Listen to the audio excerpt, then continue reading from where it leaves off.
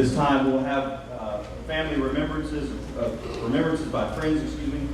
And they begin with Kelsey Long. And so Kelsey, this time invites you to come forward. And Morgan undeniably had a love for people of any kind.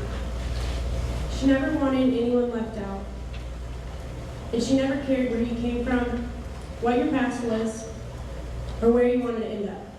All she ever wanted to do was to help you get there. Morgan had a gift of being able to connect with people.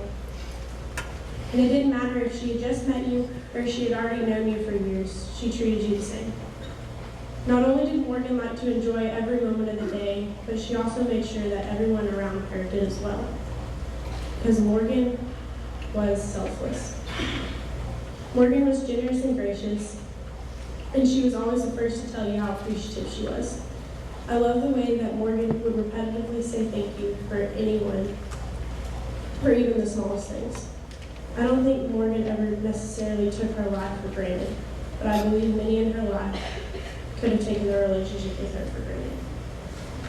I know that Morgan will be deeply missed, and that her thoughtful, inviting, outgoing, caring, and loving personality will be remembered forever.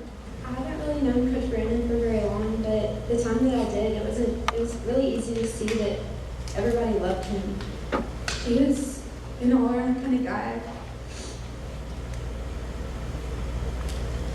He was a loving father.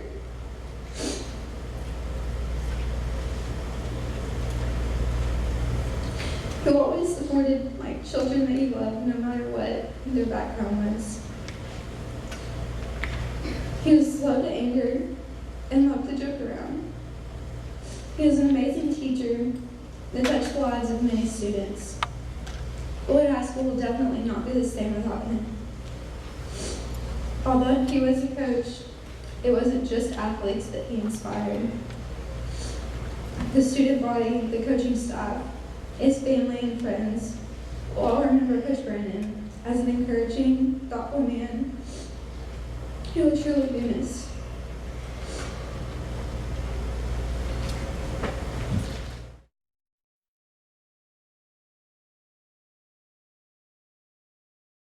Call this court to order. This is the 20th day of May, 2014. My name is Danny Ray, judge in this said court and for these proceedings.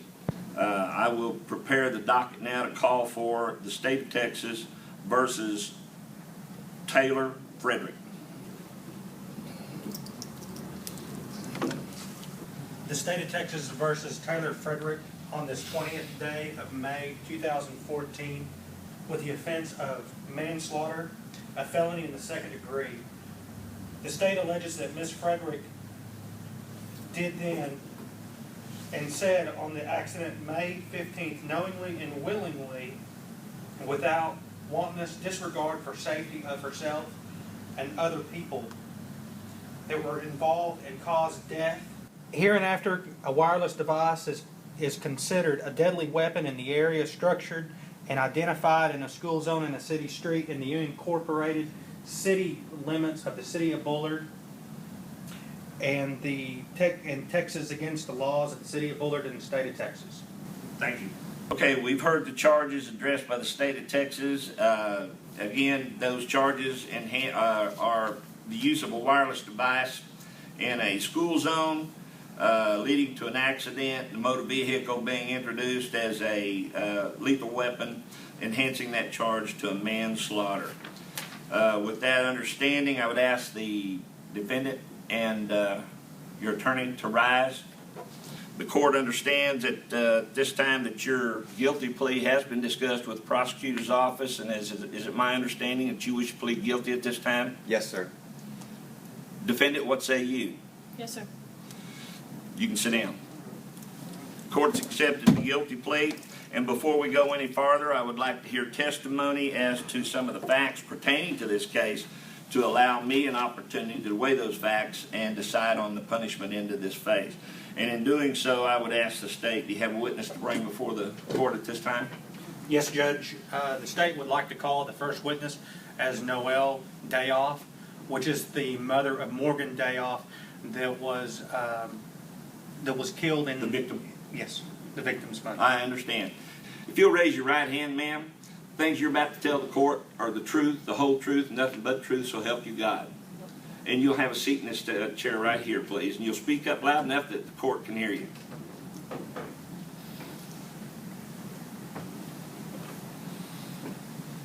Your question would be pertaining to the facts of the case.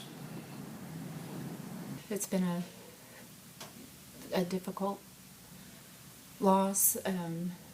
It's hard to explain. She was my baby girl, and one minute you're planning college, and now you're planning funerals. And it's just been a tremendous loss with her, in our home and in our family.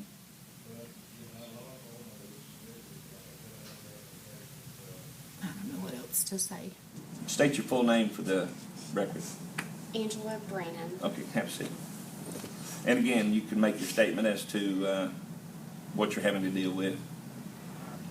Well, this has affected our family in a lot of ways. My family has lost their rock, their leader, the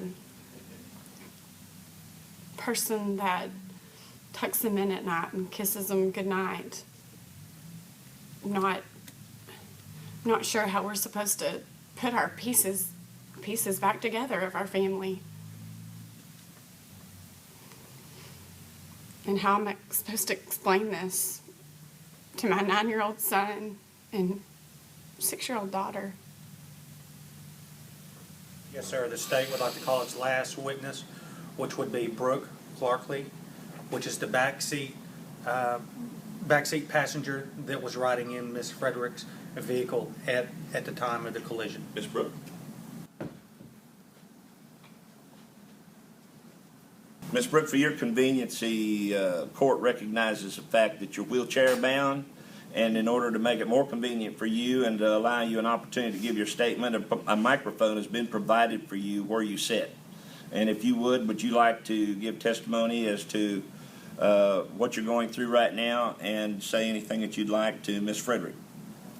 Well, I can't say much about the accident because I don't really remember.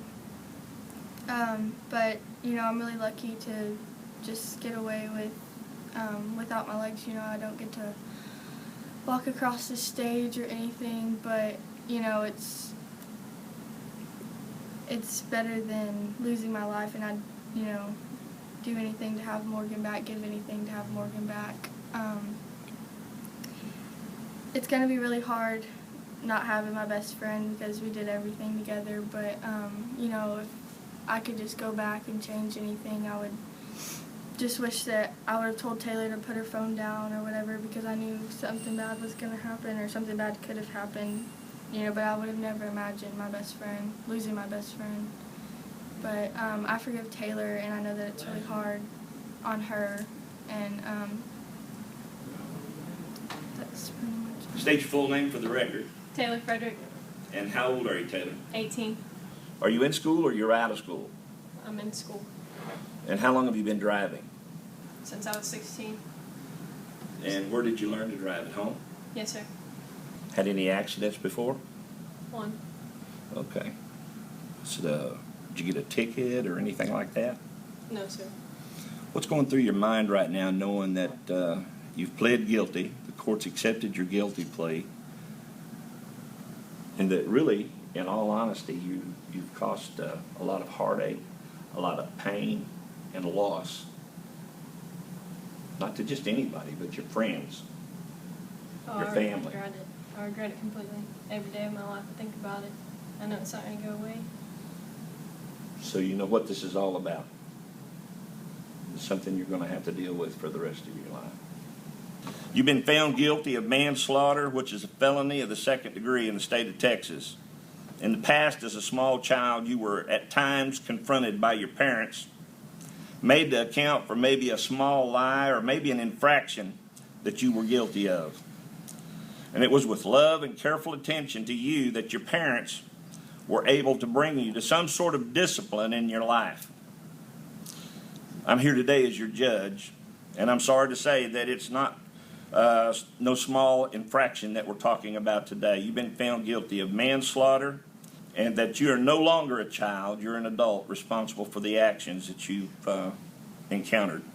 The court hereby sentences you to the Texas Department of Corrections for the next 15 years, at which time I have no doubt that you'll think every day about this day in the courtroom that you've had and every life that you've lost. Good luck to you. Bailiff, remand the prisoner to the Texas Department of Corrections.